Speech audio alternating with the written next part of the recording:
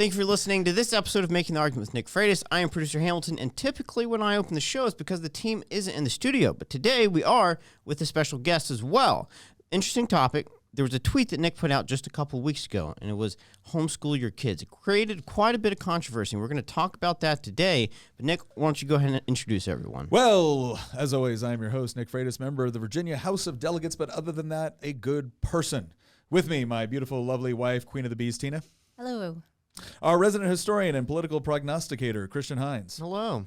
You already know Hamilton, the good Hamilton, the That's producer, correct. the one that doesn't like central banking. But today we also have another special guest. We decided, as we debate this whole issue about homeschooling and the potential positives, the potential negatives, we decided to bring on our very own, someone we work with, awkward homeschooler, socially awkward homeschooler, Tess. Tess, tell us a little bit about yourself. Introduce yourself to the audience.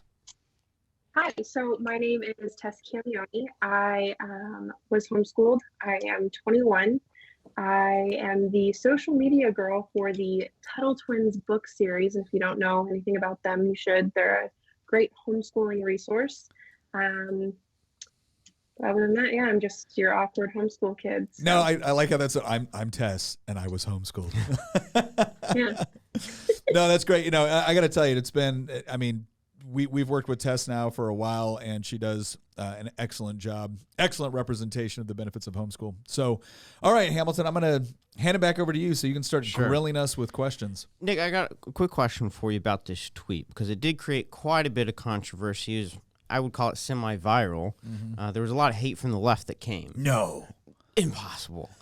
Why don't you tell us a little bit about why you put out this tweet and what your intention was behind it?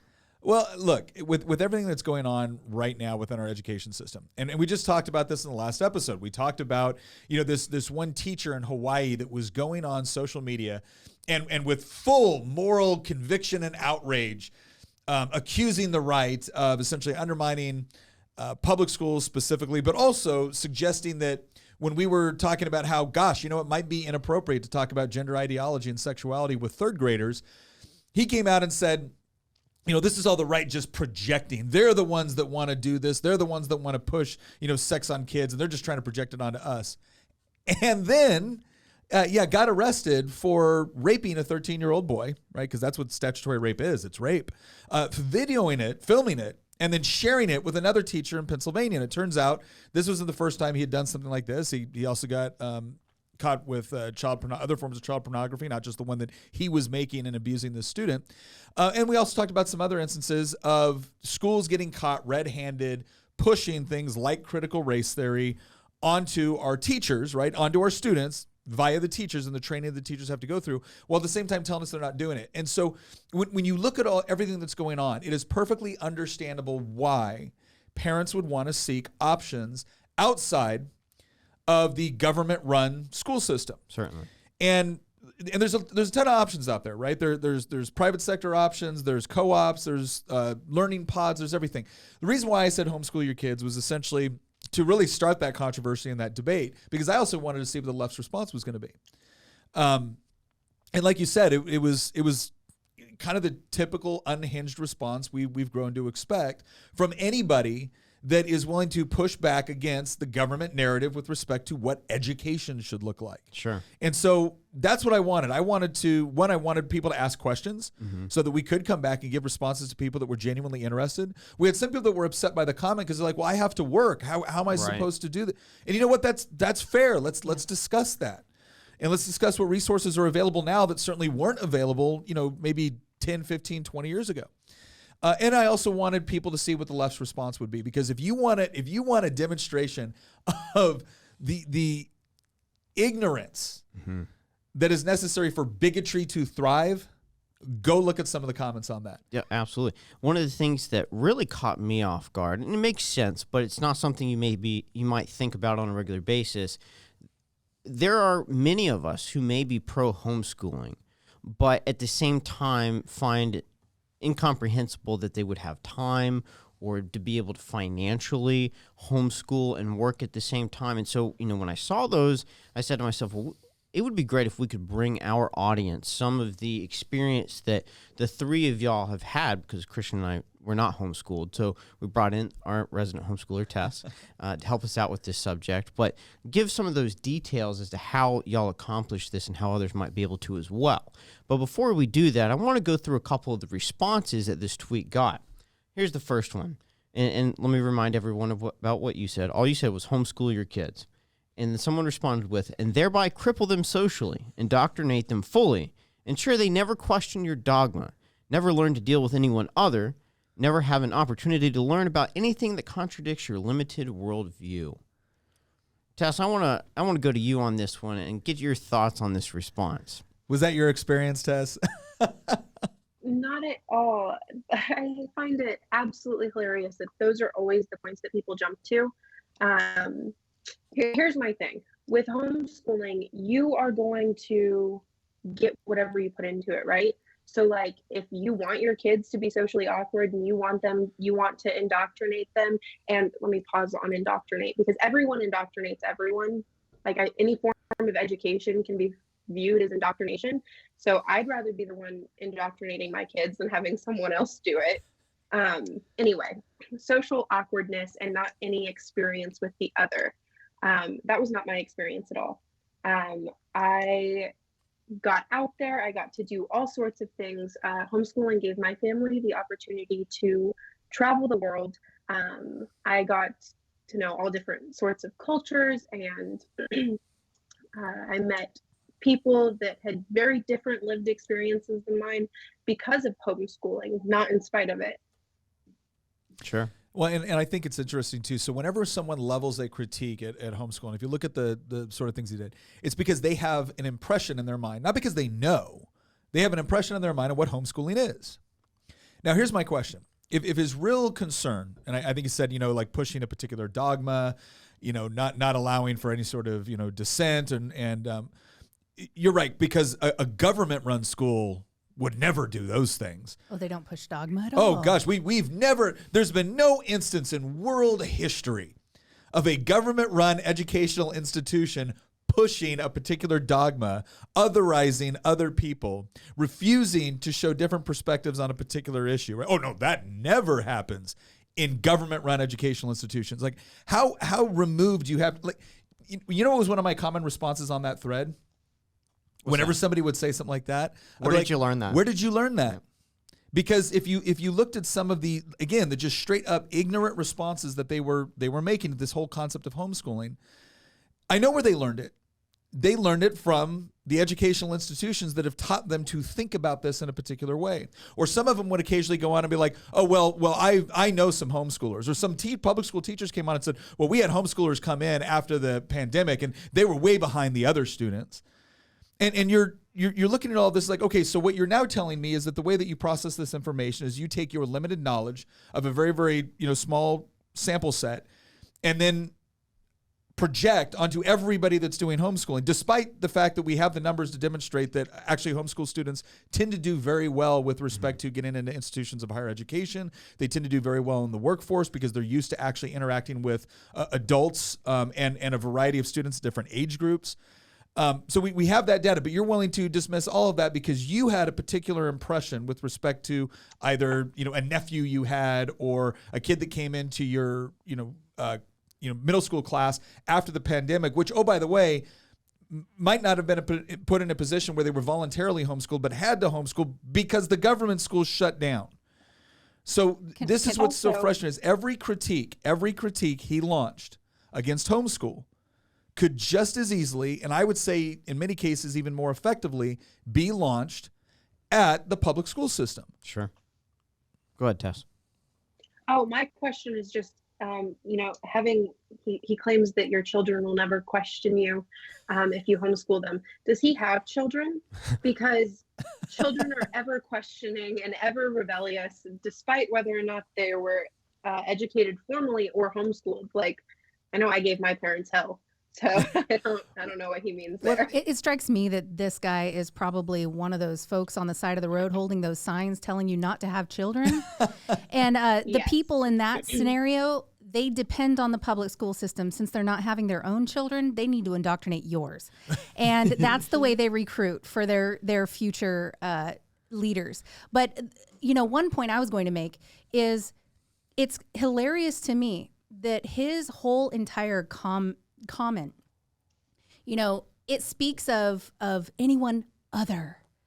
He is full-fledged in his entire comment, otherizing homeschoolers and viewing things through a narrow view that there is only one way to educate kids. Yeah. And it's wild to me. I mean, one of the issues that you tend to come up against is that socialization question. And one thing that I do like to bring up to people is that, nowhere else in life are you ever surrounded by people exactly your same age, ever. So I get people that'll say, well, what about when your kids have to enter the, quote, real world? I'm like, tell me what's real world about elementary school and high school and all of this, because these kids are surrounded by other kids just their age. This is like puppies raising puppies. You have to have them around adults. And I used to be absolutely shocked that, I would have, I'm not naming names, or I hope I don't offend anybody, but I had friends whose kids did not know how to behave around adults in adult situations, in adult, events. And my kids were constantly complimented on how well behaved they were and how they could carry on a conversation with an adult. They could actually carry on a conversation. I mean, I remember junior high when I was in public school, and it was all about screaming and running around and being as loud and boisterous as you could and getting as much attention onto yourself as you could. And that's your kind of what people think is your typical teenager. Well, that's really not the typical. That's just what they're used to because of where they send their kids and the influences on them. Well, and again, it's really easy whenever we make these critiques, people automatically come back and say, well, you're trashing teachers. Like, well, no, I'm not trashing teachers in general. I mean, there's bad people in the teaching profession just like there is in every other profession. But no, I'm not trashing teachers in general. What I'm pointing out is that you have a situation where you have one adult and 20 to 30 students in a classroom.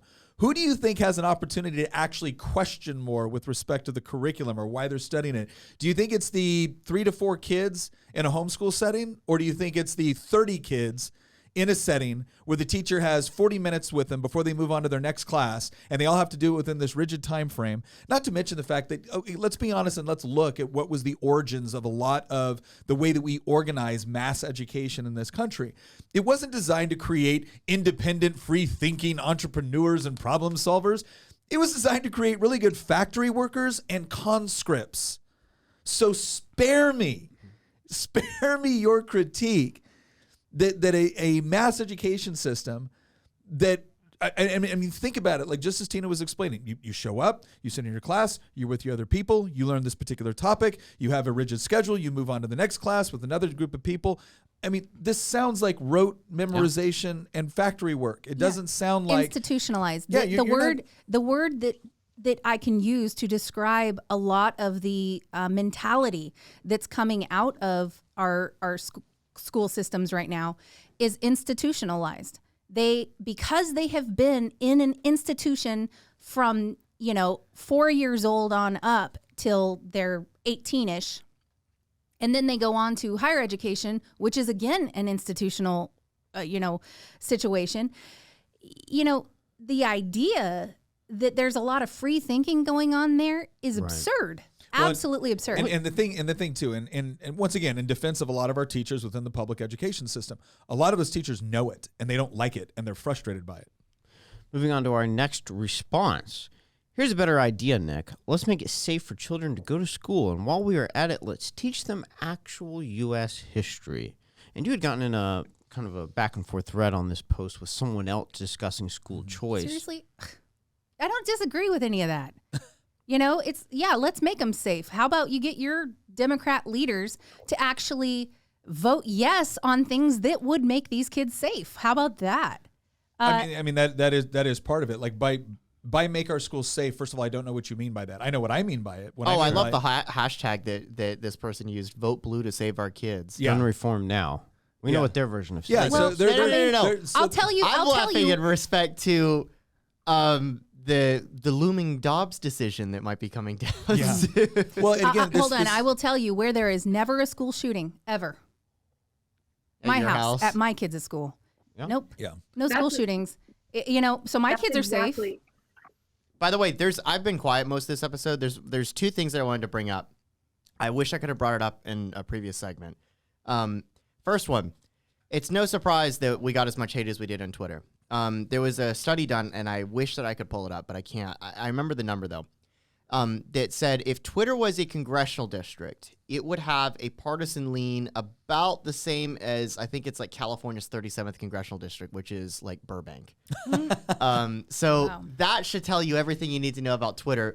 Second point that I wanted to bring up, Tesh, your comment at the very beginning of the show, I wanted to kind of spin that around a little bit. You said that, everybody indoctrinates everybody. I would go so far as to argue that one person's interpretation of indoctrination is another person's interpretation of education. And that it's not that we just want to indoctrinate our kids and they want to indoctrinate ours. It's we think that what the left is doing is a form of indoctrination.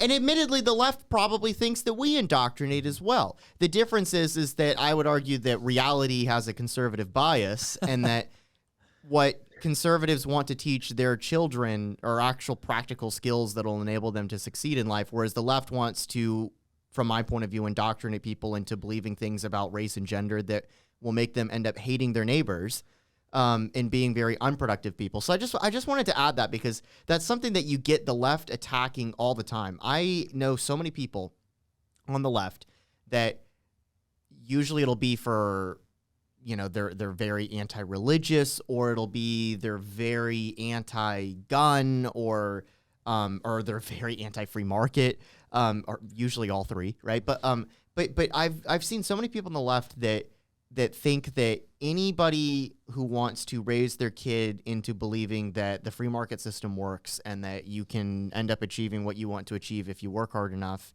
and it's not guaranteed. Nothing's guaranteed in life, right? But you know what? Working harder is more likely to produce the results that you want than sitting on your couch all day long. Well, yeah. And so like, I know so many people on the left that believe that raising your kids to believe in these certain things and that, that moral law exists and that nihilism in the form of what Nietzsche wrote is completely false. And that if you believe in that sort of stuff, then it's easy for you to do really bad things. I know so many people on the left that believe that is basically a form of child abuse. But what I find so fascinating is that those are the same people that never call out the thing about what happened in Hawaii that we just talked about in our last episode. Well, and I think It's because deep down they're cool with it. That's honestly. child abuse. Well, here's part of the issue. Let's get to this comment. The comment was, why don't we keep our schools safe, and why don't we teach actual U.S. history? Okay, again, what is effective about that comment is nobody disagrees with that. Yeah. There's nobody out there advocating for unsafe schools. It's easy to like. There's nobody advocating that we don't teach actual U.S. history.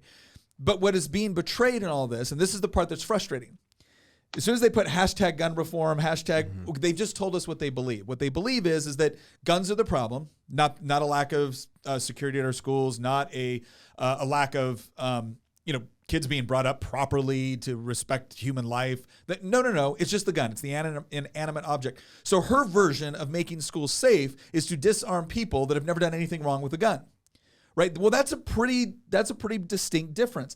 But again, when you act as if, well, this is the solution, that's the problem that so many of us have with a government control of critical thinking and thought, with the way that you actually frame debates and arguments, right? I don't want the government to come in with this monolithic approach to, hey, kids, this is how you keep schools safe. You take guns away from people that never did anything wrong.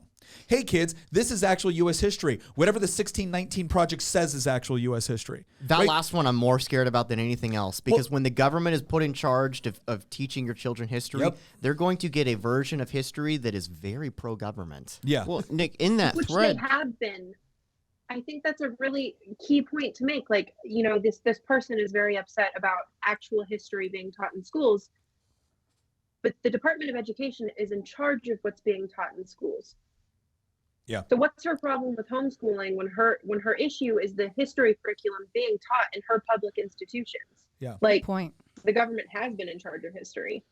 Well, and Nick, there was somebody in the thread that said that they were going to teach their kids about the 1619 project, and you said go right ahead. Yeah, go for it. When you look at all of these arguments about should we teach the 1619 project, or should we teach the 1776 project, or should we do a little bit of both, or should we?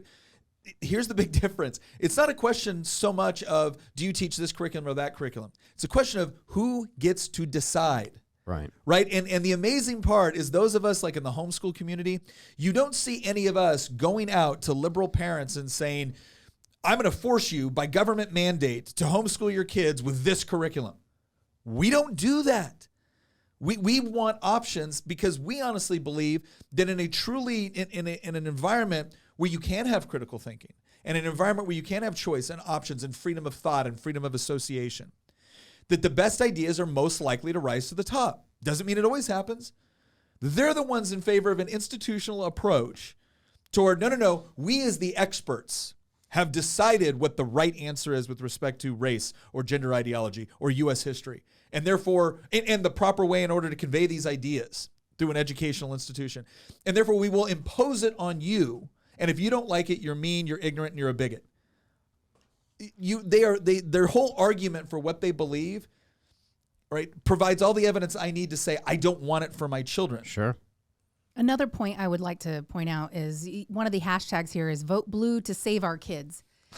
And what's really interesting, I said that earlier. Yeah, and Very gun ironic. reform now. But the thing is they're talking about, we're going to make kids safe and this and that.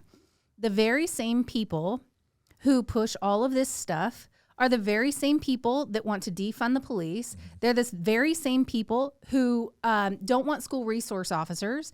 They don't want any of that.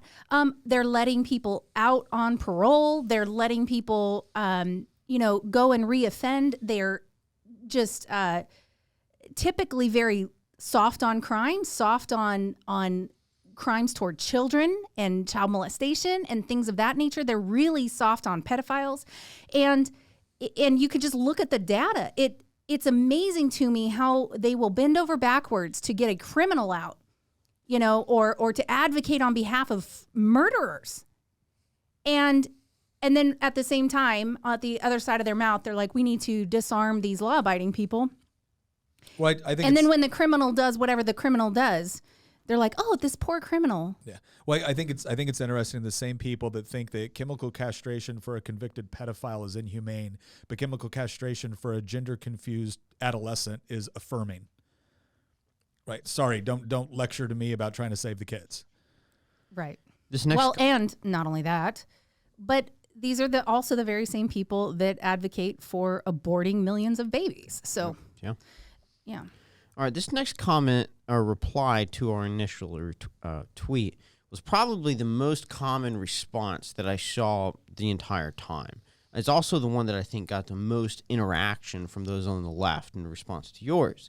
It says, but you guys said during the pandemic that homeschooling was bad for children, that they should be in school. Which is it? Who said that? Can I sure say didn't. something that is not going to be supported by certainly any Republican office holder, but I'm not a Republican office holder. I remember at the height of the pandemic. Nick looks really worried about whatever might come out of your mouth right now. He's like, I'm going to have to pay the price for this. He can disagree with me. He could disagree. I remember a common joke at the height of the pandemic, which was keep the schools closed because of everything that was being pushed. Everything that was being, all the indoctrination. And I'm not talking about elementary schools. I was talking more about universities. Yeah. That these like upper level colleges and stuff like that were just pumping out Marxists, and they weren't doing that during the pandemic. Well, I do love the fact that the closing of the schools did expose all of this, and so it did play a part in exposing all of this. So the argument. So again, this is once again a misrepresentation of the argument that was being made, and to which I ask, where did you learn how to argue this way?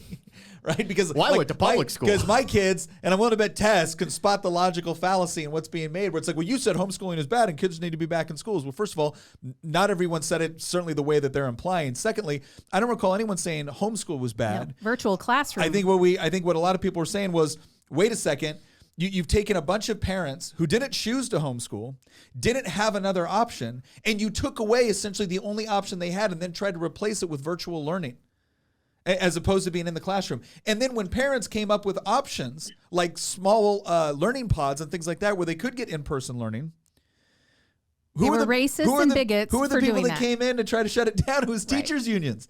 So this idea that we're somehow being contradictory in our line of reasoning is completely inaccurate. It's the frustration, and this is another reason why people like me have always advocated for dollars following students instead of a government monopolization of the vast majority of public education.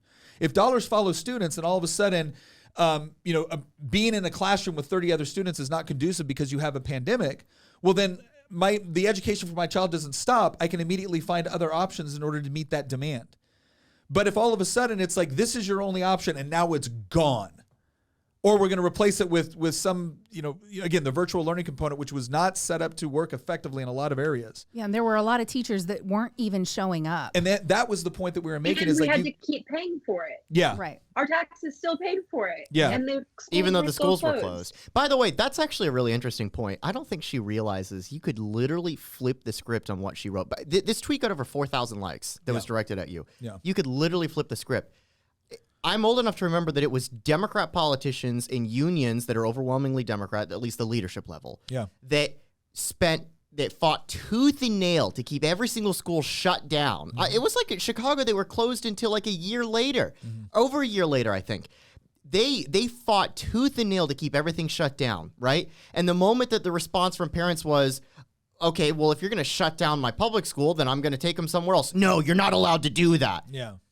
I mean, come on. Yeah, literally so she's saying that like, oh, well, Republicans were saying, well, during the pandemic that homeschooling was bad for children. First off, we've never said that. Never said that. Second off, that they should be in school. We did say that because we don't think that kids should be not learning in the formative years of their life. And we saw the test scores. I remember you and I sat down and we looked at the test scores that were given to the House of Delegates and the Senate last year, and it was atrocious. Yeah. And I know that test scores are not the only thing that measures education, but that is one of many things. Yeah.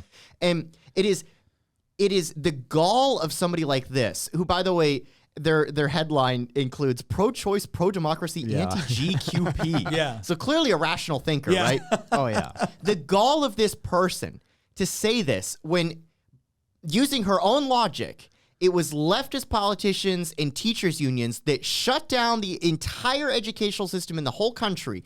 And the minute that any parent came along and said, I don't think this is a good idea, maybe I should take my kid out of the school system that is now shut down, they were called a racist, they were called a bigot, they were called sexist, they were called anti-education. It goes back to the Bastiat quote, right? The minute that we say that we have a problem with government education, the left goes on and says we have a problem with education at all. Yeah. The cognitive dissonance that people like this operate. Oh, but again, it got 4,000 likes because it's superficially because they're sitting back like, oh man, what a great clapback. Except that it's inaccurate. It's not an accurate reflection of any of the arguments that were being made. Sure. And it completely dismisses the fact that you've actually done a good job explaining once again why I don't want you in charge of my child's education, because you're not thinking critically. And clearly the institutions that you went to failed in teaching you how to think critically. So before we close out, I'd like to hear you talk about, give us an update on where school choice is in Virginia, but let's hold that for a couple minutes down the road. I've got 3 questions here moving into our next section for everyone. The first one is, what's the biggest misconception surrounding homeschooling? What would you say to those who think that they don't have time, the financial stability, or the knowledge to homeschool? And then what have y'all found the benefits of homeschooling to be? Well, I mean, Tess, give your perspective on the first one, since you were a homeschool student. I think that a big misconception, at least that I've heard a lot in my lifetime, is that, well, there's the socially awkward thing, and I'll get into that in just a second. But one of the big misconceptions is that it's a privilege. And I find that absolutely hilarious, that it was a privileged experience for me to have. Was I lucky? Yes. But my parents weren't privileged to be able to do this for me. My parents sacrificed so much to be able to educate my siblings and I at home and give us the life that we had. So I think that's like the biggest misconception. But the next one, that socialization, I don't know why it's the one that everyone jumps to, but I find it really funny. I'm 21. I graduated. I didn't graduate, but I mean, I stopped homeschooling, I guess, when I was 16, and went to college. And I, at 17, met a boy, because it is possible to meet boys outside of church and your house when you're homeschooled. I met a boy. We are now engaged. I have a good social life. I have a happy romantic relationship. Like, the socialization factor is just so odd. Why are you so obsessed with a 12-year-old social life? I promise they have one. Like, well, the other thing too is a lot of times, and we see this with middle schoolers and high schoolers, is there is an element of drama and heartbreak that these kids go through. And I think it's really minimized. I mean, our daughter Lily constantly was having to help pick up the pieces of her friend's broken heart, you know, because every 5 minutes, you know, some relationship didn't work out, or some of her friends had decided to oust her from the friend group, or whatever it might have been. But, you know, a lot of it centered around dating relationships and things of that nature. And even if they weren't in love, even if there wasn't any kind of, you know, deep feeling toward one another, there is still a fundamental pain in the knowledge that you are no longer the preferred person, that it makes you feel rejected. And I feel like a lot of these kids are actually going through quite a bit of torment because they're all kind of learning this emotional thing together at the same time. And young people sometimes hurt each other and they don't necessarily mean to. And oftentimes there's not somebody there to help walk them through what it is that they're going through. I would argue that there's also leading the blind. Yeah. There's also, and this is increasingly a problem in our public school system, which is one of the big, I would argue it's one of the reasons that Youngkin won in Virginia last year. There is this strain, and we've kind of talked about it today and in other episodes. There's this underlying, I don't want to say message, underlying feeling that people have. I started feeling it near the very tail end of college, and I guarantee you it's probably 10 times worse now, and certainly worse at the high school or middle school level. There's this underlying feeling that you are somehow guilty of something because of things that you can't control, like your race, your gender, your skin color, that sort of stuff. And I mean, I thought we had gotten rid of those questions in the 20th century, but for some reason they keep popping back up. And I remember I read a story a few days ago about how in California, and you know who talked about this more than anybody else? It was Bill Maher. Yeah. And he mentioned, why is it that the number of high school students and Zoomers or very young millennials, so people around our age or Tessa's age, identify as LGBT in California something like 8 times the number as in Ohio? Yeah. Like, we know that on average across all populations, it's probably around like maybe 1%, 1% to 2% maybe. But in some of these other groups, specifically teenagers, young 20-something-year-olds, a lot of them in the public school system in very liberal states, California was the example here, that number was like 20-something%. Yeah. Well, and a part of the conclusion is that in order to, and I don't know if I fully agree with it, but in order to escape the idea that you're a bad person because of your race or your gender, you can escape it by identifying into another category that would give you victimhood status. And that's the easiest one for you to jump into. Intersectionality points. Yes. Yeah. I mean, again, when you're involved, and so this goes back to that first question, right? What's the biggest misconception about homeschooling? And it has to do with this whole concept of socialization. And Tina's addressed this before, and I think in a way that's very effective. And it's the whole concept of socialization goes both ways. There's good socialization. There is bad socialization. And when you're putting your kids in an environment where there is a social dynamic, where based off of your gender or your skin color, you may be considered an oppressor or an oppressed class, and the last thing you want to be is an oppressor class, then you have to search for ways to be able to get into one of the classes that is not going to undergo the kind of like scrutiny or animosity that you're experiencing within that social environment. Not to mention the fact that when you look at issues with over-sexualization within our schools, and you look at some of the issues that's going on within our schools, and again, there's a lot of social pressures that are taking place within our public school system at increasingly younger ages that parents are only now just becoming aware of. And it's like, okay, that is also socialization. Do you like that? Is that what you meant when you wanted your kid to be socialized within this environment? Now, let's go to the other end on homeschooling. Do you have homeschool parents that inevitably create socially awkward kids? And yes. Usually the parents are socially awkward. Yeah, if, but if the parents socially awkward, let me finish kid this might thought. be too. Let me finish this thought. Nobody is saying that one particular, this is the only approach. Nobody's saying that. Nobody is saying that this approach always produces perfect results. There is no such approach, period. But if you're going to critique homeschooling because you have an impression of it, that it doesn't allow for effective socialization, well, then I get to go back and look at, okay, so what are you doing better in the public schools? Well, they interact more. Okay, is that better? Like, is it better to throw them into an environment where you don't know what that other student is going through at home? You don't know if you have no idea what's going on. Is that better than an environment where you actually have a little bit more control over it, especially during their younger and more formative years? When I was in high school, my parents gave us the opportunity to go to public school if we were interested. So I was like, yeah, I'll try it out for a semester, and I did. And the socialization that I got there, I regularly interacted with people who wore cat ears and hissed at people walking through the hallways. So I'm not sure that it's homeschooling alone that creates socially awkward individuals. So joke. It's also this impression too. It's this older impression that homeschooling is, it's your kids sitting around the dining room table with whatever curriculum you managed to download off the internet or get from your friend of yours that started homeschooling 20 years ago. That's not it at all. Well, sometimes it can be. I mean, it can be, right? But so much of it is about going out and doing events, both as a family, sometimes with like homeschool co-ops. Like we've done all of that. But going to events and not having to ask permission from the school on whether or not I can take my child, to something. And that can be as diverse as, a livestock show to going up to the Kennedy Center and watching, a play. And again, I don't got to get a permission slip from the government to do that. I can just do that.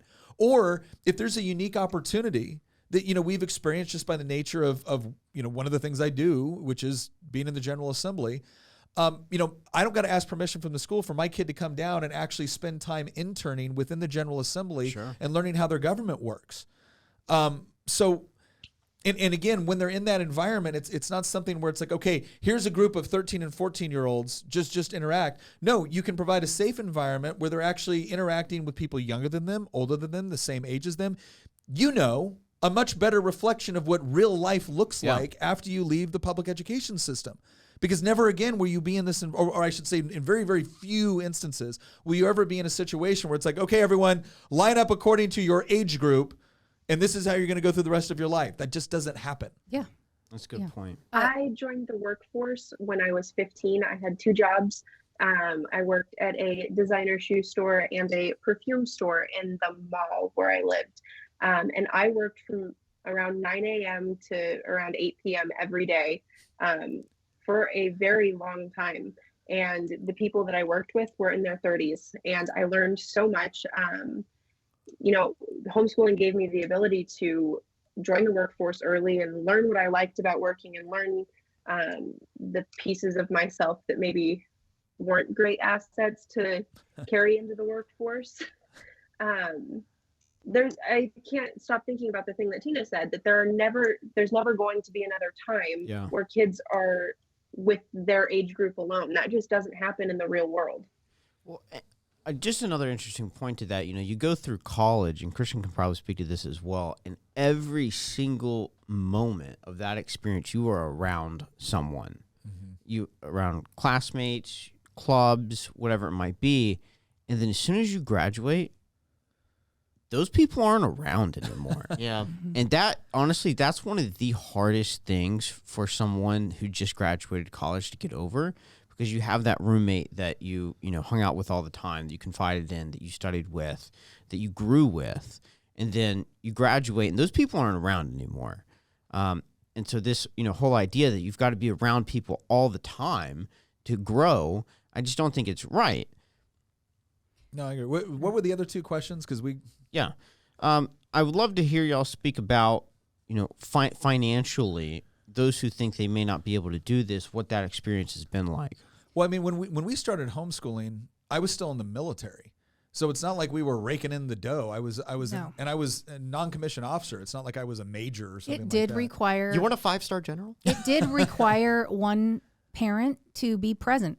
Yeah. And there is an element of sacrifice. I'm not going to sit here and say that it's all puppy dogs and lollipops and this thing is like the easiest thing in the world and why don't you do it? That's not true.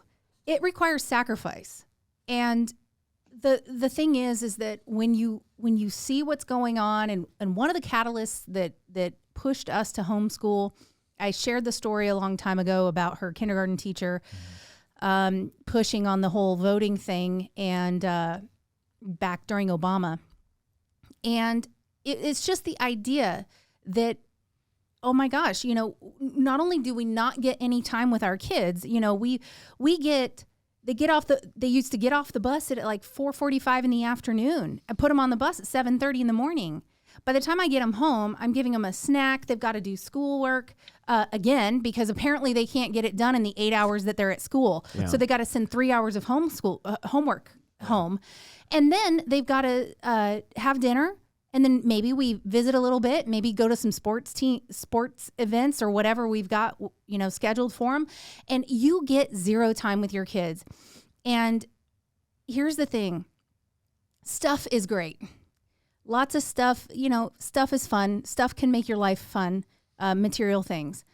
But it really is a point of, what do you really need?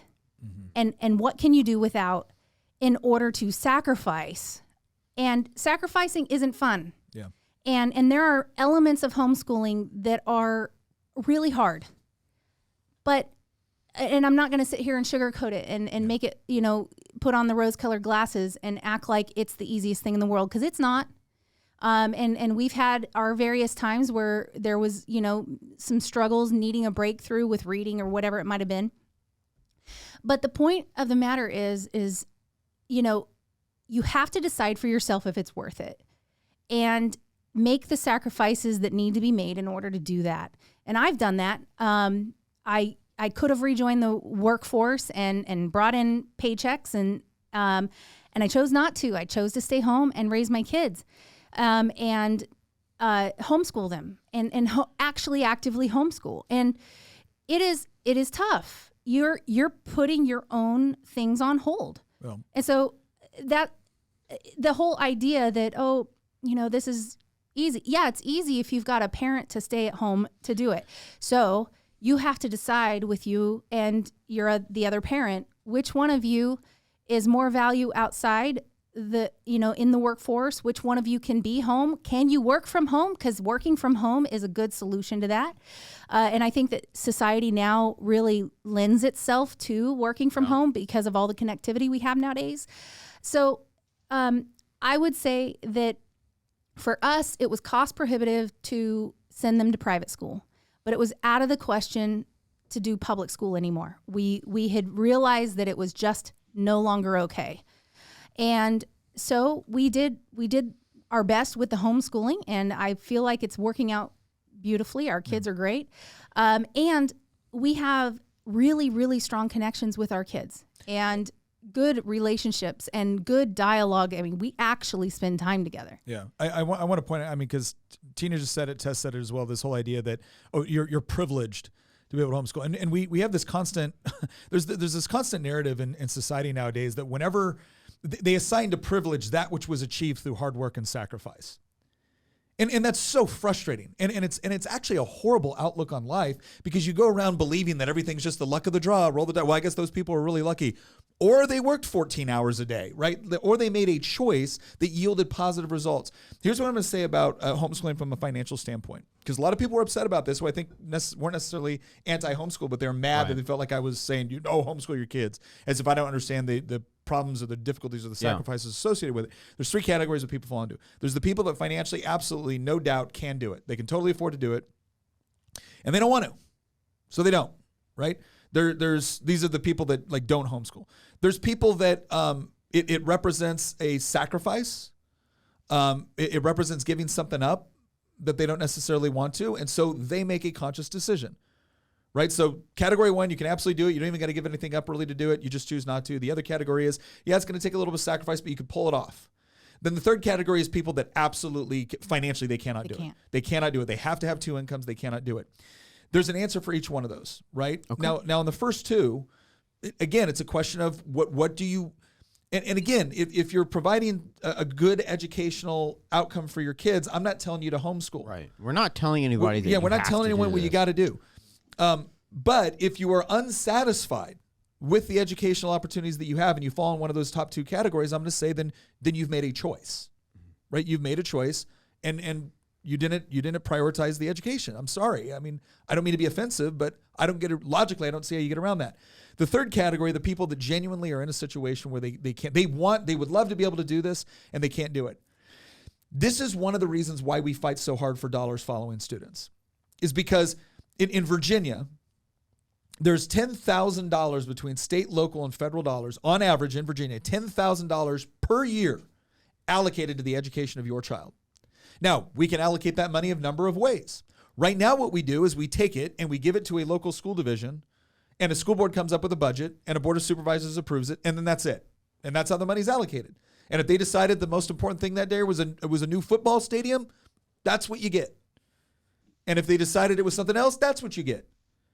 Or we can put the money in the hands of the people that are actually, for what the educational system was supposed to be built for in the first place, which is the student. And then if you decide, I want this option, or I want that option, or I want something that's going to work better with now you can actually have educational opportunities for your children that you could never be afforded to. It is not because the money isn't there. It's because politicians want to be in control of how it's spent. And they sure as hell don't want you to have it. So again, if you're frustrated with the way that tweet came off, I understand. It certainly wasn't meant to be an insult or to negate the difficulties associated with making this decision. But if you really want to direct your ire somewhere, I can show you some really good, I can show you some very, very deserving politicians, because they're the ones that are essentially, it's not that the funding isn't there. They don't want you to have access to it with respect to how it's spent, because that would solve this issue for a lot of families that want the option. Absolutely. At the end of the day, we are telling no one how to choose to educate their kids, but we are advocating as much as we can for them to have the ability to have multiple choices to how they choose to execute that. Yes. That and I'll because I think there was one other question on there along these lines, and that has to do with, and this has to do with the resource question. 20, 25, 30 years ago, you were homeschooling your kids. Man, that was a limited environment with very limited options. That is not the case today. The amount of access to free resources is overwhelming. The amount of people that are willing to come alongside and support and encourage you, overwhelming. Using things like Khan Academy, right? And again, we're not talking about a Christian curriculum or something like that, but there are curriculums out there that can be used. Now, again, we liked Christian curriculum for a lot of the things that we were doing. There are huge curriculum swaps, where your kid's already done going through whatever program. One of the programs I absolutely loved for our kids was Matthew C, because it started them off with a lot of tangible ways to see math at work, and it really heavily emphasized the decimal system. A lot of these books, they can be very expensive, and a lot of the manipulatives that you use, the blocks and things like that, can be very expensive. But you go to some of these homeschool conventions or these curriculum swaps, and you can trade for them, or you can get them much cheaper. I mean, you've got some parents that it's gone through all of their kids, and now they just want to make sure that it gets used again, and they're, well-made tools to use. It's great. You don't have to use curriculum. I mean, if you can read and you have an internet connection, you have the ability to educate your children. I have 6 siblings, and for I think 4 of us out of the 7, my mom didn't use curriculum at all. Worksheets and tests and stuff like that, it just wasn't for us. I'm one of them, and our education looked a lot different than some of my siblings.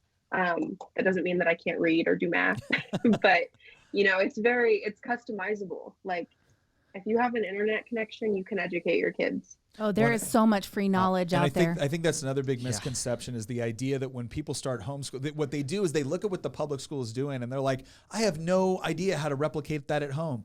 Don't. Yes. Don't replicate. That's why you pulled them out. Right. The reason why it's set up a certain way within the school system is because you got one teacher trying to manage 30 students at a variety of different educational levels, understanding levels, cognitive levels, right? You don't have to do that, which means your child is either not waiting around for some other kid to catch up to something, or you can focus more on the issue that your child genuinely needs help with, as opposed to a bunch of other things that they don't need help with. Your student is allowed to go as far and as fast as they possibly can on the things that they're good at and understand, and get the directed help that they need on the subjects that they don't.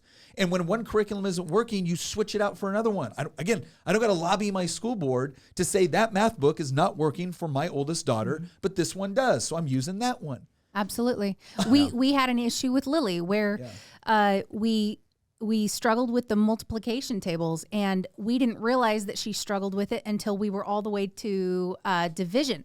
So I went back, started her in Matthew C, a different curriculum, because a lot of people love, Abeka, or they love, some of these other ones.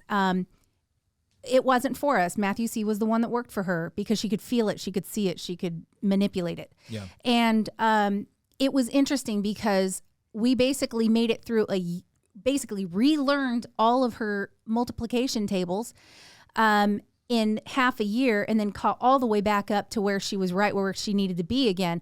And you can't change curriculum on the fly in any other scenario like that. When you recognize there's an issue, don't be afraid to abandon that curriculum. Yeah. Get rid of it. It's not working for your kid. And if it's causing tears and it's too difficult, get something that works for their learning style. And that's one of the other misconceptions that I will point out, is that people think they need to replicate the classroom. They think that, okay, my kid goes to school for 8 hours of the day. That means I need to be educating them for 8 hours of the day. That is not true. That is 100% not true. From elementary school all the way up through junior high, you can get all of your schooling done in about 3 hours. Yeah. Wow. 3 hours. And you've gotten more done than they get done over at school. We actually get through entire textbooks. Can you imagine that? I remember being in junior high. That never happened to me. I remember junior high and high school, and we'd be lucky if we got 2/3 of the way through. Yeah. Your kids also learn. I mean, what you really want to instill in your kids at a very young age is an actual love for learning. And that can be very, very difficult to do in an institution where it's, okay, move here, now do this, now do this, now move here, now do this, now move here. No time for questions. We got to schedule. No room for diversity. When you're in an environment where you can get through a lot of the basic stuff you need to, look, they need to know how to read, they need to know how to write, they need to know how to do math, they need to understand basic critical thinking and scientific method and things like this. And you can get through that relatively quickly because you're not trying to manage, again, 30 students at various different levels dealing with a variety of social issues you have no control over. Yeah. But that also doesn't mean the learning stops when the textbook closes. When our kids my son loved to put things together, loved to fabricate, and we ended up getting a 3D printer. We didn't have to do a special class on 3D printing. He learned how to do it because he loves it and he enjoys it, and he sees, the ability to, learn more and go even further. We saw one of the classes that was offered through a homeschool fair that we went to was, hey, do you want to get an introductory to blacksmithing? Yeah. Why? Because it's cool. It was fun. He enjoyed it. Not only that, but it also exposed him to other things like with welding. Same thing with my daughters, where various skill sets they want. Like my daughter likes to raise animals. She also likes to make earrings and sell them at a local shop that we have here in town. And she's learning about those entrepreneurial skills. And my kids learn about things like assets and liabilities. Is this something that you just have because it's fun, but it costs you money? Or is this something that you can actually use to be productive? Right? There's all these different educational and learning opportunities that are not conveyed through, okay, sit down, turn to page 42. It's a natural process of engaging in interaction and understanding how the world works and properly interacting with it. Can I address one more thing? Yeah. Oftentimes I have people that will say, my kid won't learn from me. I can't teach my kid because they won't learn anything from me. I don't know why, And some of it is, if you're in a situation where your kid has been in public school, you are not the teaching authority in their life. You don't have that. You don't have that place in their mind as their first and foremost teacher. And some of that has been taught to them at the public school you sent them to. Yeah.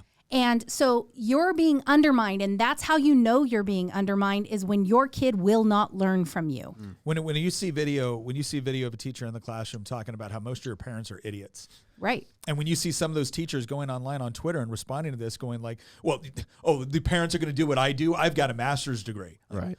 Oh, okay. I want to say one thing. The years where I have obtained the most joy from gaining a skill set, improving a skill set, have come after my schooling years. Yeah. After high school, after college. And at no point during those schooling years did I receive the same satisfaction for getting an A on a test or a paper that I did building a skill set which would help me serve another individual, serve a purpose or a mission, like for this team, whether that be in video, graphic design, social media management, whatever it is. And that entire time, this is probably just me, through middle school, high school, college, I was just waiting for that point. To where to have all of the BS of school behind me so that I could just dive in 100% into what that skill set was, what I found the most passion in. But here's the interesting part. Tess and all three of your kids have been involved in that growth for a long time and got years on that ball, years before the average individual. Before us. Tess is 21 years old and is managing social accounts that, if combined, would probably add up somewhere between 1 and 2 million people, 2 million followers. And she got to be building that skill set since she was, 16 or 17? I didn't get to start building that skill set until I was a junior in college. Until I was like 22. Well, and I think one of the things you mentioned there that is really important is it is an entirely different feeling when you are rewarded for the quality of your work based off of the value that it brings, either to another person or within the marketplace or whatnot, whether it's getting that first paycheck or whether it's seeing the result of what you've done because of the practical benefit it brought, not simply because an authority figure said, A. Right? Yeah. And again, I'm not saying that there's something inherently wrong with all that either, but ultimately what this is supposed to be, what education is supposed to be about, is the transfer of useful knowledge from one generation to the next so that they too can effectively navigate through this world, through the marketplace, find out what they love, they're passionate about it. And then being able to do and execute it, not just for their benefit, but for the benefit of their family and everyone else they're engaging with. And I'd like to clarify real quick. My parents did offer me the opportunity to try a lot of different things related to business while I was growing up. But the benefit that you all had was that you were able to pair the education and that practical skill set together. It was a part of the curriculum, not in spite of it. Right. Yeah. All right. Is there any argument you want to make for us? Well, look, I'll just say, first of all, I want to really thank Tess for coming on board because while Tina and I have homeschooled, we weren't homeschooled. So it's always great to get the perspective of someone that went through that process and went through it through most of their early education. Again, the thing I would just break this down for people, kind of some of the topics that we talked about here. First of all, most people, again, you fall into one of those categories. Either you can homeschool, you can financially afford to homeschool, and you're choosing not to. I'm not saying you got to, but I would say you need to be looking at what your kid is being taught within the institution that they're being sent to. And if it is not corresponding with your goals, objectives for your child's life, because I guarantee you love them more than whatever institution they're going to. And if it's not achieving those objectives, you need to look for alternatives. You just need to, especially now with what we see going on within our public school system. And that's not a ding on every public school teacher or principal or whatnot. But I'm sorry, it is a fact now that has been established multiple times that there are a number of things going on in your public school that you probably don't approve of and are probably not conducive to your child's education or mental or emotional well-being. The other thing I want to tell you is we are trying to find more options to be able to take the funding that is already available, and instead of just sending it to more bureaucrats to shuffle around based off of their priorities, we're trying to get it into the hands of parents so that they can prioritize it appropriately. But ultimately, never forget this. If you learn nothing else from everything that we've just watched, don't let anybody convince you that, A, you are not the most important person in your child's educational development. You are. And that cannot be delegated to somebody else, because every time it is delegated to something else, bad things often happen. All right, you still need to be that person that is the most concerned about their educational, emotional well-being. Doesn't mean that you can't learn from other people. It doesn't mean that you can't learn from other people that have specialized it and access that wealth and knowledge. But don't let anybody intimidate you, mock you, or make you feel small. And let that be the thing that robs you of the ability to be able to play that role within your child's life. Embrace that and be defensive of it. Because it's as difficult as it can be, as much sacrifice is experienced in doing that and making that decision, the rewards are exponential. Not just with respect and the opportunities that you can provide to your children, but with the relationship that you build with your children, your trust that you build with the children. So I would just encourage you. There are resources out there. It is a Google search away, or DuckDuckGo. I'm mad at Google right now. It is a search away to find those resources, and I would just encourage you to look for that. So again, thank you for sticking on. Leave us some more comments if you have questions. This is a great episode to ask us questions on, because you got people here that would be happy to answer them and happy to point you in the direction. I think we'll all be looking at the comment section after this. All right. Thank you. Well, again, thank you very much for joining us, and we'll see you next episode.